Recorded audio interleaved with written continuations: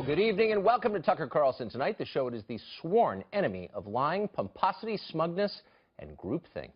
Students at American University, a $62,000 per year college in Northwest Washington, D.C., are demanding that one of the school's trustees be dismissed from his post for taking a meeting with Donald Trump.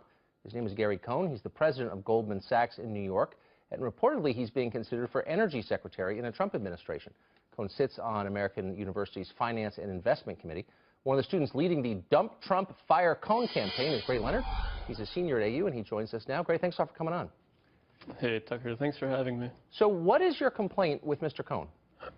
Right, so historically we've had many grievances with Gary Cohn. So he's one of the board members who, is the reason why we have $62,000 per year in tuition, and so the Board of Trustees, without any kind of democratic student input, every 2 years decides on tuition increases. Right. And so historically we've had student movements to try and get a tuition freeze at the very least, and so tuition will stop rising.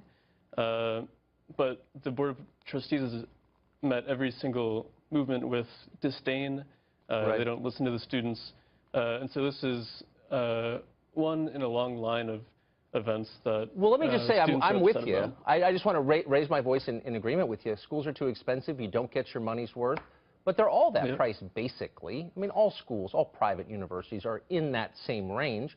And Gary Cohn's giving money to the school, which in effect subsidizes tuitions rather than raise it. I mean, he is a trustee. He gives a lot of money to the school by definition.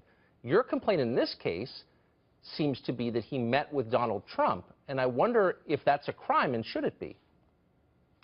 No, I mean, it's not a crime to meet with somebody, obviously. But I think it is evident of a conflict of interest, perhaps not legally a conflict of interest, but it signifies that the same order that has caused students to go into lifelong debt is now, slowly meeting with Trump, and it's going to continue to raise tuition, and it's an unsustainable model for the university. Okay. I mean, again, I agree with what you're saying, but on the one hand, but on the other, I mean, tuitions have risen through 8 years of the Obama administration. Trump isn't even president yet, and I don't think you'd be protesting someone who met with Obama. It looks a little like McCarthyism. I don't know if they teach you that in school, but that's the idea that associating with someone is the same as sharing his views. Al Gore met today with Donald Trump. You're not protesting Al Gore, if you see what I'm saying. Yeah, I see what you're saying, but I think you're simplifying it a bit too much. One, historically, Gary Cohn has been a very strong factor in the Board of Trustees not listening to students, not only in tuition, but in many other factors as well, such as sexual assault on campus. And so the Board of Trustees doesn't take action that helps students, in part because of Gary Cohn, but also because of factors in the way that the university is set up as a whole, the whole bureaucratic system of the university, not just specific to American University, but no, it's not. And again, I'm not here to defend Gary Cohn, whom I don't know, or Goldman Sachs, or the American University Board, which I'm sure is as bad as you say it is. But I'm looking now at the statement that you put out on Facebook, which is Dump Trump, Fire Cohn. And of course, you can't fire Cohn because he's not paid. He's paying for the job, right? Yeah. But you accuse him of collaborating with the fossil fuel business, and I'm quoting, and other oppressive industries. And then you say he's beholden to big oil. So it suggests that anybody with any connection to fossil fuels is committing a sin. That's basically what you're saying in the statement. And I'm wondering, aren't we all? I mean, didn't you take a car to the studio tonight? Isn't that a high moral standard for you as a student to be setting for others? No, I don't think so. And again, because there's a tradition, specifically at American University, although, there are tons of universities in the U.S. that have started fossil-free movements, so universities divest from fossil fuel investments in their endowment. And so there are screens you can do in, whoever sets up your portfolio that can screen out fossil fuel companies. Right, but you would do that because you think it's... At American University, there's been a movement for the past 3 years, 4 years, to do that. And again, it's been met with complete disdain, even though a large amount of students support it. Well, I can identify with the disdain, though, coming from any citizen who flies on a plane, who uses a gas range, who drives in any kind of motor vehicle that's not a Tesla, if it is a moral crime to participate in fossil fuels at any level, again, aren't you a hypocrite? I mean, and don't you personally, no, I'm not attacking you. I'm merely saying if you're setting the standard to that height, can you pass the test? I don't think you can.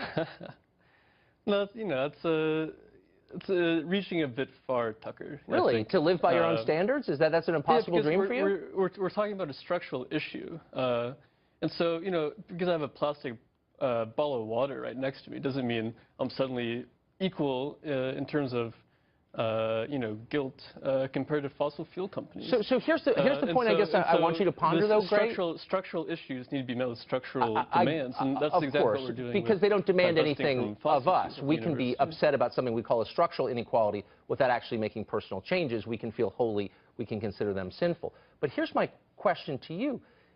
Don't you think it's a mistake to frame all political differences as moral differences? That's what I see in the statement. I don't see you trying to argue against Gary Cohn's points of view, whatever those are, or Donald Trump's for that matter. You're instead calling them names and saying it's somehow sinful to be engaged or involved with them. I mean, that's the opposite of a dialogue, isn't it? That's more like a religious expression, it seems to me. No, I think you have to maybe figure out the reasons why people are protesting Gary Cohn, but also other people who are close with Trump or being considered by Trump a bit more broadly than a Facebook description of an event. And so, it's your Facebook page. There's a historical, I didn't write it, but there's a historical tradition at American University where the students have many grievances with Gary Cohn, and so that's specific to American University. Yeah. Okay. But also, you know, there's many factors, not just because somebody meets with somebody, why he'd be protesting. It's like, you know, we're ignoring the fact that Gary Cohn's the president of Goldman Sachs, who benefits from exorbitant student loans. Right. It doesn't mention that perhaps because economic issues are too complicated for the students. All right, we're out of time, Gray. I appreciate. I'm doing my best to understand. Extorting students, right, for money. You know, and Gary Cohn is approving, you know, the policy decisions. So. Okay. Thanks for joining us. We're doing our best to understand. Thanks a lot.